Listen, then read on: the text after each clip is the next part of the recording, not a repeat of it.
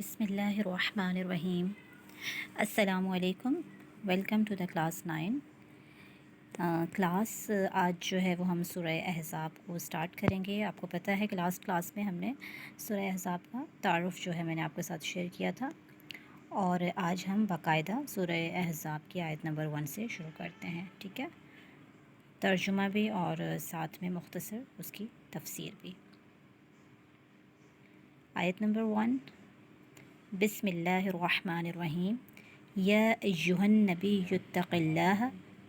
ولا تطع الکافرین والمنافقین ان اللہ کان علیما حکیما۔ پہلے آپ اس کا ورڈ ٹو ورڈ ترجمہ دیکھ لیجئے۔ یا ایہا النبی، اے نبی، اتق اللہ، آپ اللہ سے ڈرتے رہیں، ولا تطع، اور کہا نہ مانے، الکافرین، کافروں کا، والمنافقین، اور منافقوں کا، ان اللہ، بے شک اللہ، کانا ہے، علیماً، جاننے والا، اور حکیماً، حکمت والا۔ بامحاورہ، اے نبی، آپ اللہ سے ڈرتے رہیں اور کافروں اور منافقوں کی اطاعت نہ کریں، بے شک اللہ بہت علم والا اور بہت حکمت والا ہے، ٹھیک ہے؟ تو آپ کو سورہ احزاب کے تعارف میں جیسا کہ میں نے آپ کو بتایا تھا کہ عرب میں کچھ جو ہے فضول قسم کی رسومات عام ہو گئی تھی، اور اس صورت میں تقریباً ان باتوں پہ بہت سارا ڈسکشن ہوا ہے کہ نبی پاک صلی اللہ علیہ وسلم کو اللہ تعالیٰ نے حکم دیا تھا ان رسومات کو ختم کرنے کا، ٹھیک ہے؟ تو اس میں کچھ ایسی چیزیں ہوئی تھی جو نبی پاک صلی اللہ علیہ وسلم جب کرنا چاہ رہے تھے تو ان کے دل میں یہ تھا کہ جو کافر اور منافقین ہیں تو وہ کیا سوچیں گے، تو اس لیے پھر اللہ تعالیٰ نے یہ آیت نازل فرمائی کہ آپ کافروں اور منافقوں کی فکر نہ کریں، آپ جو کرنا چاہتے ہیں، جو اللہ تعالیٰ کا حکم ہے، آپ صرف وہی کیجیے۔ اور آپ دیکھیں کہ اس میں یا ایہا النبی، نبی کے اگر آپ صلی اللہ علیہ وسلم کو مخاطب کیا گیا ہے، جیسا کہ دوسرے انبیاء کرام کو ان کے نام سے مخاطب کیا جاتا ہے، لیکن آپ صلی اللہ علیہ وسلم کو نبی کہہ کر اللہ تعالیٰ نے مخاطب کیا ہے، ٹھیک ہے؟ اور اس آیت میں جو ہے اسی بات پہ زور دیا ہے کہ آپ جو ہے منافقوں اور کافروں کی فکر نہ کریں، آپ صرف کس سے ڈریں؟ اللہ تعالیٰ سے ڈریں۔ اللہ تعالیٰ جو ہے وہی آپ کا مددگار ہے، وہی آپ کی پریشانیوں کو دیکھنے والا ہے، اس نے کبھی آپ کو اکیلا نہیں چھوڑا اور نہ ہی آئندہ وہ آپ کو اکیلا چھوڑے گا۔ اور فرمایا کہ یہی تلقین جو ہے وہ اپنے صحابہ کو بھی کریں اور اپنے سارے لوگوں کو بھی اسی بات کی تلقین کریں کہ وہ اللہ تعالیٰ سے صرف ڈریں اور جو ہے وہ اللہ تعالیٰ کی ہی اطاعت کرتے رہیں، بے شک اللہ تعالیٰ ان کے ساتھ ہے۔ اس کے بعد آیت نمبر 2، بسم اللہ الرحمن الرحیم۔ واتبع ما یوحی الیک من ربک ان اللہ کان بما تعملون خبیرا۔ واتبع، اور پیروی کریں، ما یوحی، جو وحی کیا جاتا ہے، الیک، آپ کی طرف، من ربک، آپ کے رب کی طرف سے، ان اللہ، بے شک اللہ، کانا ہے، بما، اس سے جو، تعملون، تم کرتے ہو، خبیرن، خبردار۔ بامحاورہ ترجمہ دیکھ لیجئے۔ اور آپ کے رب کی طرف سے جس کی وحی کی جاتی ہے، آپ اسی کی پیروی کیجئے، بے شک اللہ تمہارے کاموں کی خبر رکھنے والا ہے۔ اس آیت مبارکہ میں اللہ تعالیٰ فرما رہا ہے کہ نبی کریم صلی اللہ علیہ وسلم سے کہا جا رہا ہے کہ جو کتاب ہم نے اتاری ہے،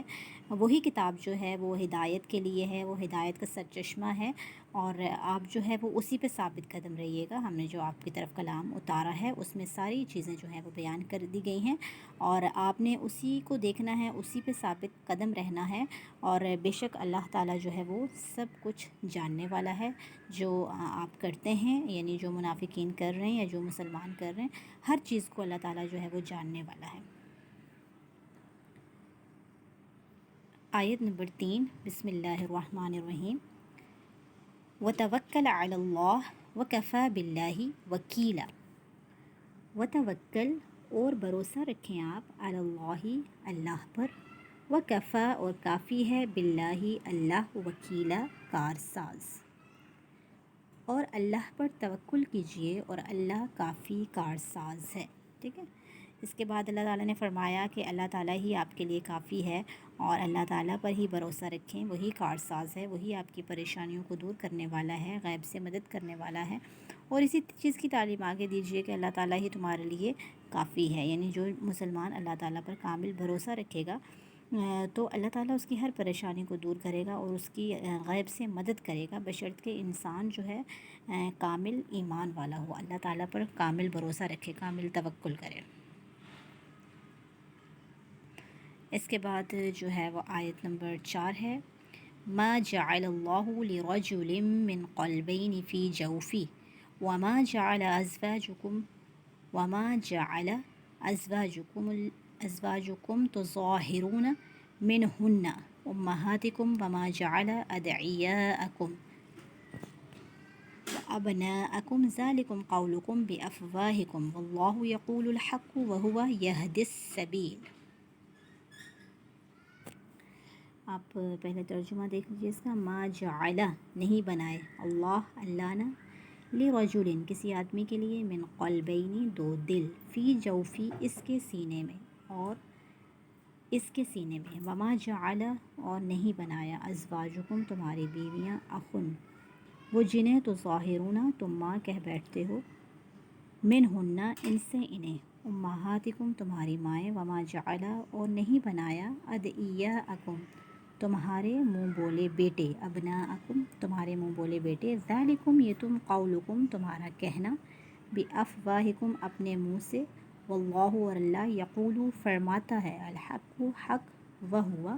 اور وہ، یہدی ہدایت دیتا ہے، السبیل راستہ۔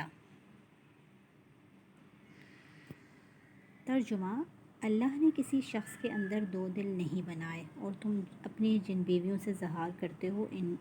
ان کو اس نے تمہاری مائیں نہیں بنایا، اور نہ تمہارے منہ بولے بیٹوں کو تمہارا حقیقی بیٹا بنایا ہے، یہ تمہارا صرف زبانی کہنا ہے، اور اللہ حق بات کہتا ہے اور سیدھا راستہ دکھاتا ہے۔ اچھا، آیت نمبر 4 میں جو ہے وہ 3 چیزیں بیان ہوئی ہیں۔ پہلی چیز تو یہ ہے کہ دو دل، اللہ تعالیٰ کسی شخص کے دل کے اندر جو ہے وہ دو دل نہیں بناتا، اس کے بارے میں بات ہوئی ہے، اور دوسری یہ بات ہوئی ہے جب عرب میں جو ہے وہ، آپ کو جیسے میں نے بتایا کہ کچھ فضول سی رسومات عام تھی، اور انہی پر وہ لوگ جو ہے عمل کرتے تھے۔ تو جو کوئی نیک آدمی ہوتا تھا، نیکوکار آدمی ہوتا تھا، تو وہ لوگ سوچتے تھے کہ اس کے پاس جو ہے دو دل ہیں، اس کے دو دل اللہ تعالیٰ نے بنائے ہیں، جبکہ اس بات کی جو ہے وہ اللہ تعالیٰ نے اس بات کو رد کیا اور کہا کہ خدا نے ہر آدمی کے سینے کے اندر جو ہے وہ ایک ہی دل بنایا ہے، کسی کے بھی دو دل نہیں بنائے۔ تو عربوں میں بہت ساری فضول قسم کی رسومات تھی، اس طرح کی فتنہ پھیلانے والی روایات تھی جن پر وہ لوگ عمل کرتے تھے۔ تو دوسری بات اس میں یہ کہا گیا کہ اگر آپ اپنی بیویوں کو یا کسی کو، جیسے ان میں یہ تھی، عام تھی یہ باتیں کہ اگر ماں کہہ دیا کسی کو، تو ان کے خیال میں یہ تصور کیا جاتا تھا کہ اگر ماں کہہ دیا تو اس سے نکاح جو ہے وہ ختم ہو گیا، اور مسلمانوں کے پاس بھی ابھی ہدایت جو ہے وہ مکمل طور پر نہیں آئی تھی، اور احکامات ابھی آ رہے تھے اللہ تعالیٰ کی طرف سے۔ تو پھر اس کے بعد جو ہے وہ نبی پاک صلی اللہ تعالیٰ علیہ وسلم نے ان سے یہ کہا کہ ایسا نہیں ہوگا، اس کا کفارہ ہوگا یقیناً،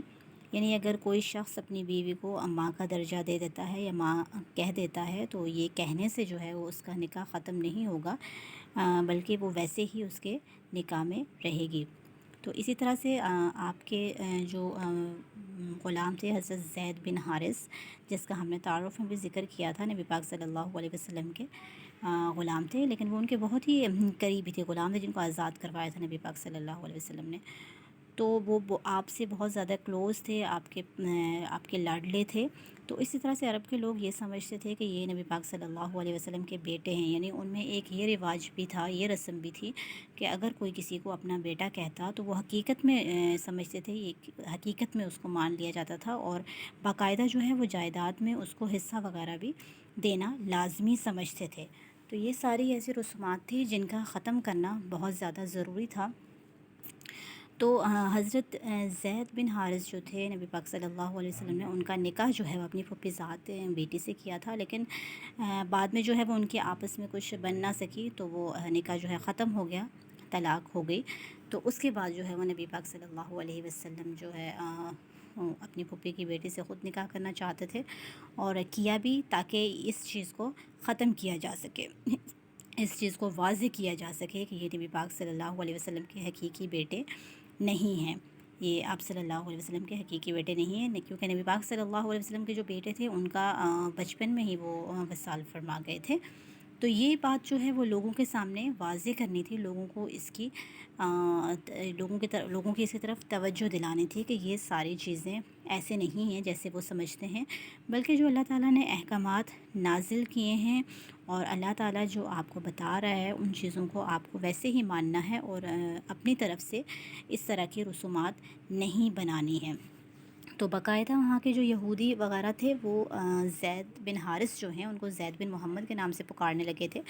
تو اس لیے اللہ تعالیٰ نے اس بات کی ممانعت کی اور نبی پاک صلی اللہ تعالیٰ علیہ وسلم کو حکم دیا کہ ان ساری رسومات کا وہ خاتمہ کریں۔